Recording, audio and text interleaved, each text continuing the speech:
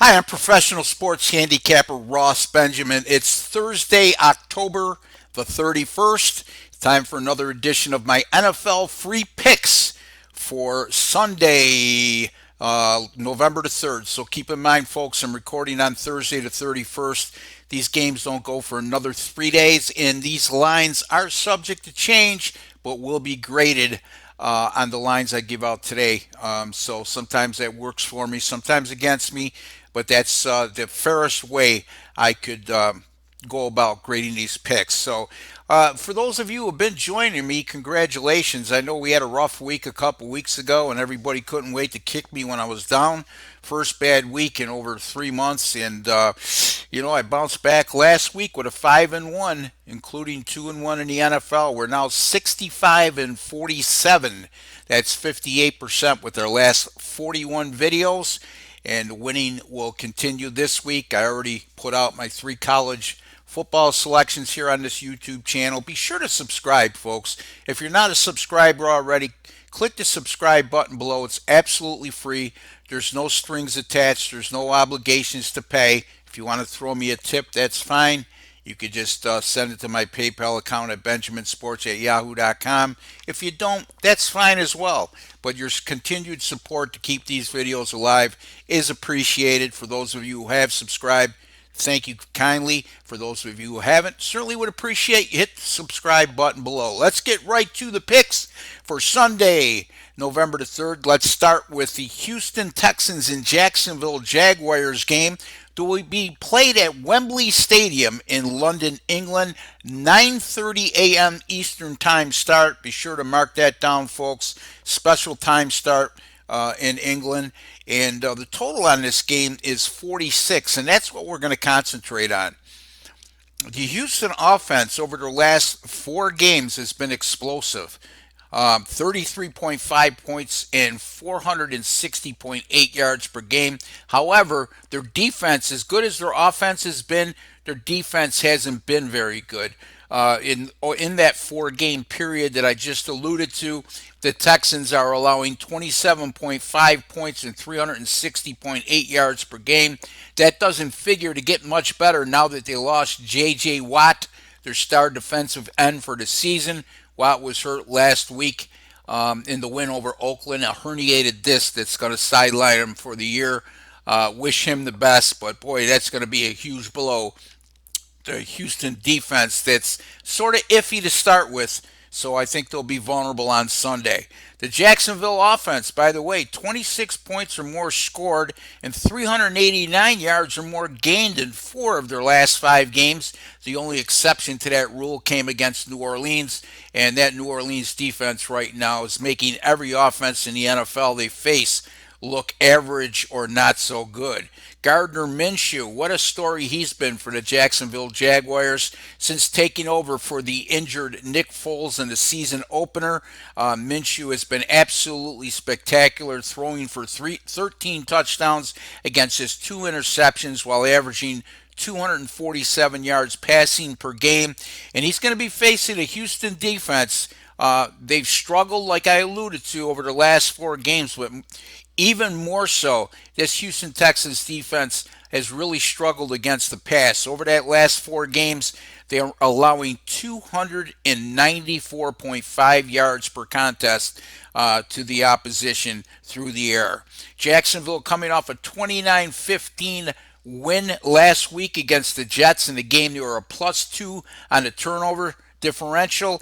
And since Doug Marrone has taken over as head coach in Jacksonville since 2017, the Jacksonville Jaguars are 9-1 over the total if they had a +2 or better turnover differential in the previous game. In those 10 games, averaged a combined score of 51.7 points per contest. This will also be the 7th year in a row that Jacksonville makes the trip abroad to Europe to play in this NFL Global Series. And in their last 5 of those 6 contests have gone over the total with 52.5 points scored per game. I like the Houston Texans and the Jacksonville Jaguars to go over the 46 on Sunday morning in the NFL. Next game, the Tennessee Titans and the Carolina Panthers game will be played in Charlotte, North Carolina, 1 p.m. Eastern Time. Carolina currently, as we speak, is a 4 point home favorite in this contest. This is a Carolina defense that continues to struggle. They got off to a real good start to the season, but over their last 3 games, they're allowing 34.7 points per contest and 434 yards per game. Kyle Allen, who has been very good since taking over for the injured Cam Newton at quarterback for the Panthers, had a terrible game last week during a 51-13 loss at San Francisco. In that game, he barely completed 50% of his passes, 19 for 37, while tossing 0 touchdowns and being picked off 3 times. Not a very good game for Kyle Allen, and he'll be facing a Tennessee defense that's been awful stingy this year. The Titans are allowing just 16.9 points per game, and this is also a Tennessee team that's very adept at taking the ball away and not beating themselves. Tennessee is a +7 turnover differential on the year. This is a Carolina team 1-2 at home this season. Their only home win came the last time out at home. That was 34-27 over Jacksonville, and a very alarming figure in that game is they allowed the Jaguars to rack up 507 yards of total offense in that contest. Very lucky to come away with the win in that contest. And then we're looking at the quarterback change for the Tennessee Titans, where they benched Marcus Mariota, the first round draft choice, and they substituted in Ryan Tannehill, the former starter at Miami.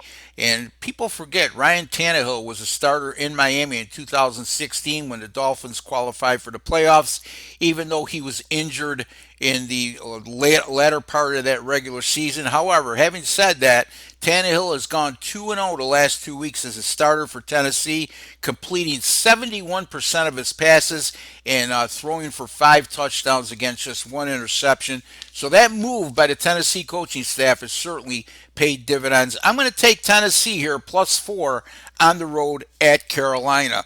Finally, the Detroit Lions and the Oakland Raiders at the Oakland Coliseum, 4:05 p.m. Eastern Time start. We're going to concentrate on the total in this game as well, and that total is 50.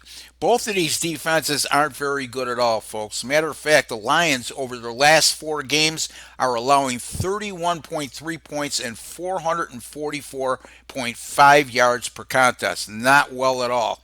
Oakland over their last 6 games are allowing 29.3 points and 383.3 yards per contest. So as you can see, both of these defenses have had trouble stopping opposing offenses, and both offenses not too bad. The Lions, as a matter of fact, over the same 4 game period in which their defense has struggled, they've averaged 31 points scored and 413.5 yards gained per game, while Oakland over their last 4 averaging close to 26 points per contest and 348 yards gained per game. Both quarterbacks have been very good this year. Drew Stafford, 299 yards per game.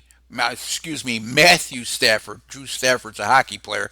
Matthew Stafford, the former first round pick for the Lions out of Georgia, is turning into be a star here on a team that's just 3-3-1. But he's thrown for 299 yards per game while tossing 16 touchdowns and being intercepted only 4 times. On the other hand, David Carr from the Oakland Raiders, 72.1% pass completion rate, 11 touchdowns against 4 interceptions. Since 2016, Oakland has gone over the total in all 5 games as a home favorite when the total is 48 or more, like it will be on Sunday. And since 2017, the Detroit Lions have gone over the total in all 5 of their games as in a non-division away game when the total is 43 or more. Once again, that qualifies in those 5 games. Detroit went over in that particular situation, 62.4 points per game scored combined.